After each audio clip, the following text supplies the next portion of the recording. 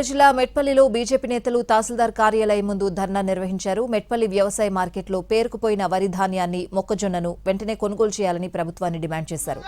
కాంటాలు, gunny బ్యాగుల కొరత లేకుండా చూడాలని నినాదాలు చేశారు. ధాన్యం కొనుగోళ్లలో జరుగుతున్న జాప్యంతో రైతులు అనేక ఇబ్బందులు ఎదుర్కొంటున్నారని ఆగ్రహం వ్యక్తం చేశారు. అకాల వర్షం పడితే రైతులు నష్టపోతారని ప్రభుత్వం వెంటనే స్పందించి పంట కొనుగోలు చేయాలని కోరుతూ మెట్పల్లి తహసీల్దార్కు బీజేపీ నేతలు వినతిపత్రం అందజేశారు.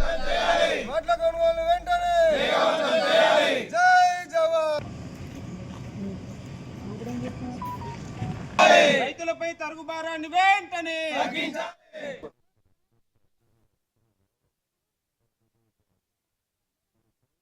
కొనుగోలు కేంద్రాల వద్ద గత నెల రోజుల నుండి వరి ధాన్యాన్ని కొనుగోలు చేయడం కోసము నెలల తరబడి ఇవాళ రైతులు ఎదురు చూస్తూ ఉన్నారు. కానీ ఈ యొక్క రాష్ట్ర ప్రభుత్వము కొనుగోలు కేంద్రాలలో రైతులు పండించినటువంటి పంటలకు ఏమాత్రం కొనుగోలు చేయకుండా నిర్లక్ష్యాన్ని వహిస్తూ ఉన్నారు. దాని ద్వారా రైతులు చాలా మంది కన్నీళ్లు పెడతా ఉన్నారు.